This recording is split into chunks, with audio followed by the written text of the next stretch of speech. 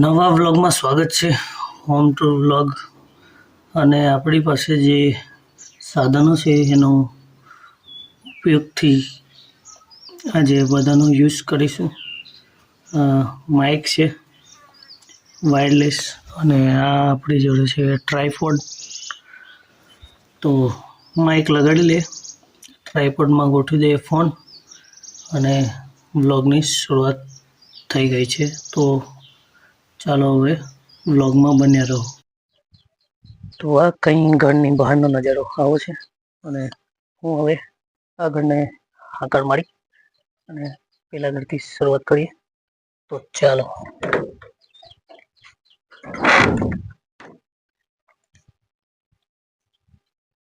આ બાજુ ભેંસને નાખ્યું છે ઘાસ, ખાઈ ગઈ. અને આજે ઘરે છે, પપ્પા ખેતર નીંદવા ગયા છે અને હું ઘરે છું. છોકરાઓ એક ફોન જોવે છે, અને અહીંયાથી ઘરનો નજારો કંઈક આ રીતનો આગળ જોવા મળે છે. ડુંગર, અને અહીંયા આ બાજુ અહીંયા કોળીઓ છે,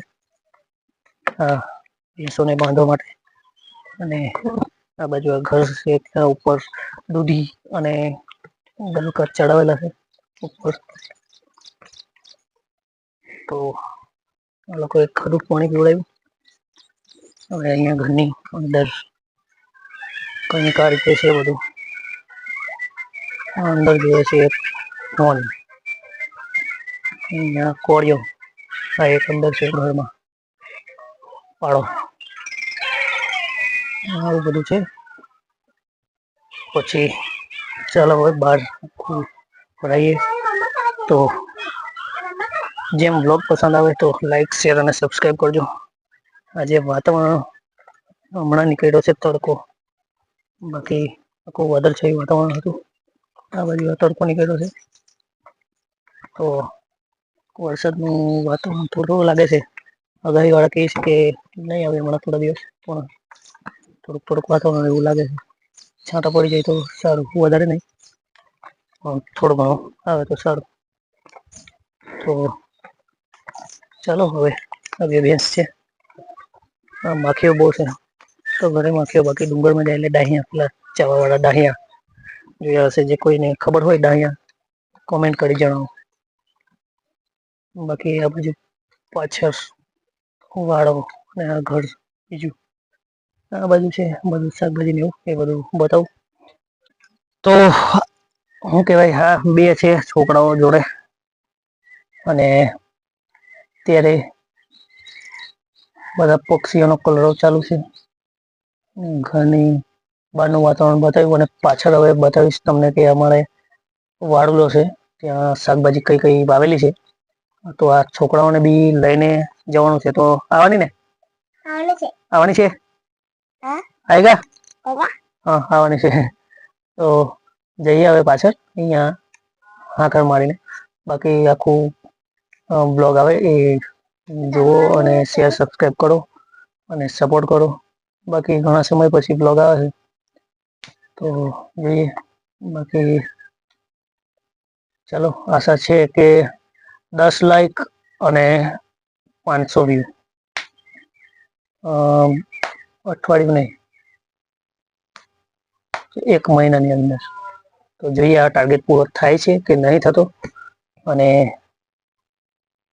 પછી જંગલના બ્લોગ્સ પણ આવશે જ, પણ હજુ વાર લાગશે, પાણી નથી થયું હજી, એટલે વોટરફોલ વગેરે ચાલુ નથી. બાકી તો અહીંયા એ છે 3-4 છે, તો એનો એક્સપ્લોર આખો કરીશું.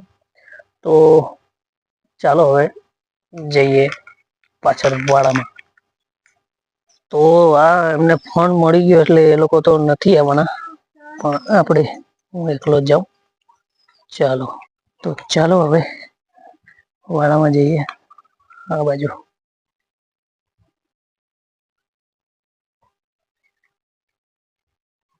તો અહીંયા કાઢેલી ગલકા, કાઢેલી મેલો છે.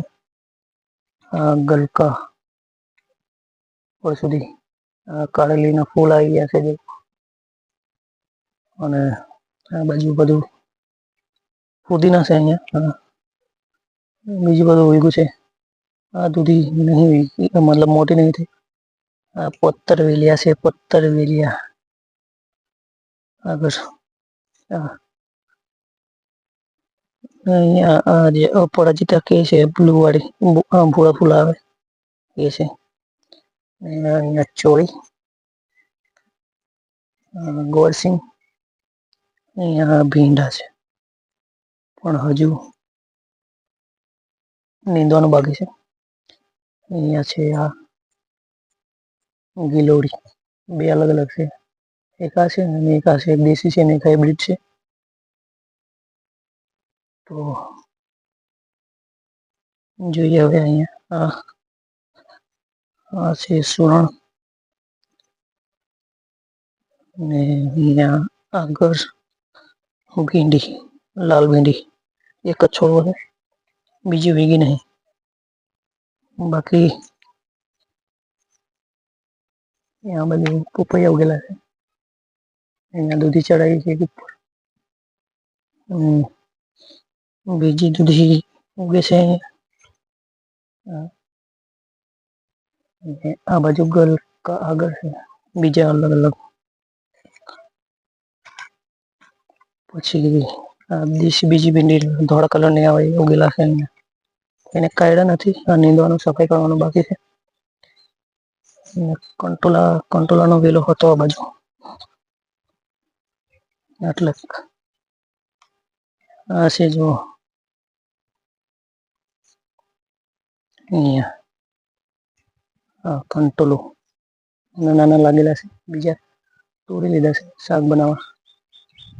બાકી આ છે અત્યારે એને આ બાજુ સળગવો છે, એના સ્ટમ્પ કાઢીને પાછળ વાળામાં થાયણા છે. તો આ હતો વાડલો, અહીંયાથી આખું વ્યૂ જુઓ આપણે, વાતાવરણ કેવું છે ને આખું જંગલનો વ્યૂ આ પ્રકારનો છે. લીમડો ઘરની આગળ કોતેડામાં પાણી જાય છે, જંગલમાંથી આવે છે તો આ બાજુ સીધું તળાવમાં. અહીંયાથી અત્યારે વાતાવરણ ચોખ્ખું નથી એટલે અહીંયા આ બાજુ ટુંગાઈ ડુંગર છે, ટુંગાઈ એ દેખાય પણ અત્યારે વાતાવરણ ચોખ્ખું નહીં એટલે નહીં દેખાય.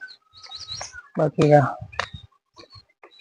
મક્કીથી પરેશાન છે.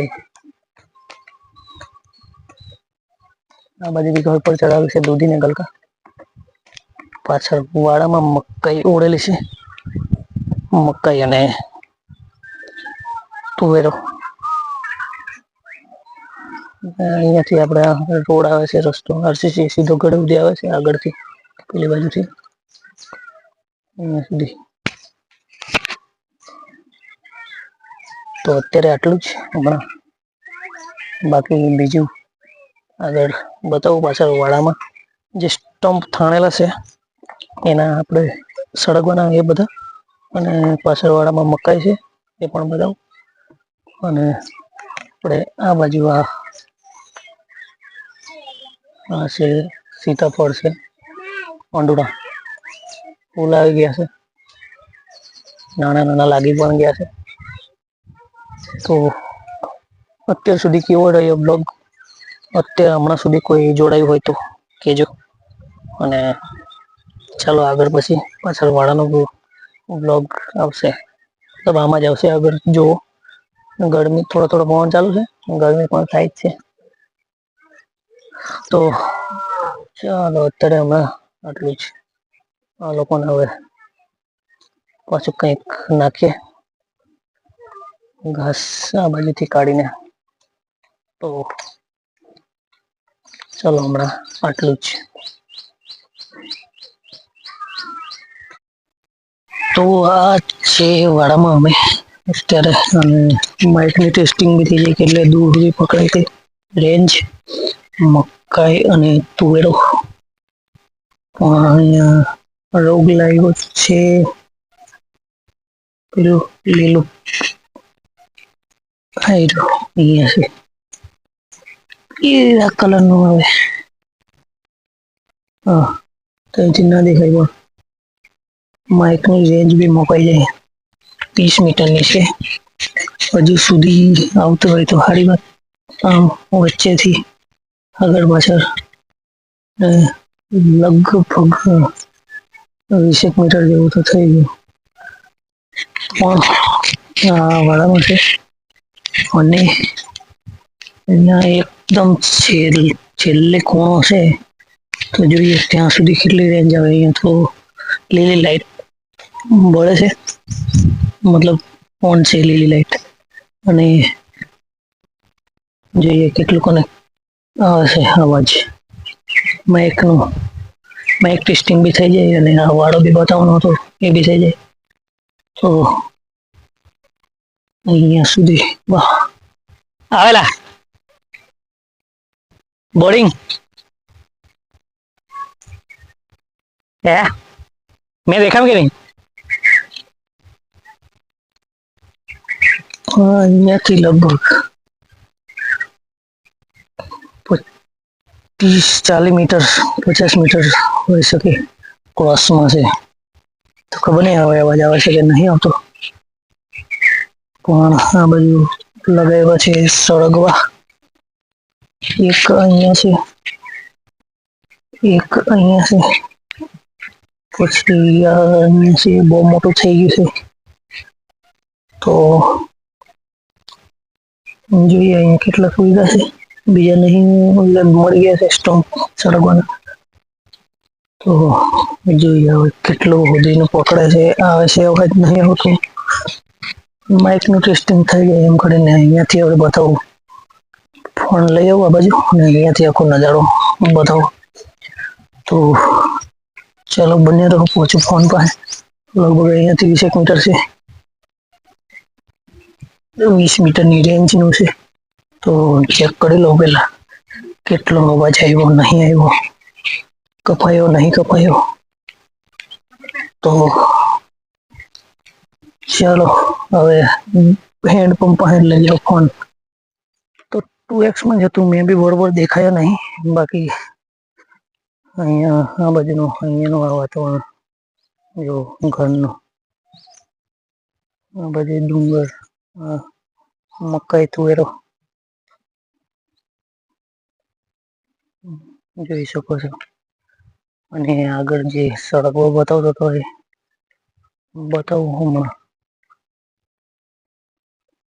અમુક હોઈ ગયા છે, અમુક મળી ગયા છે એવું છે.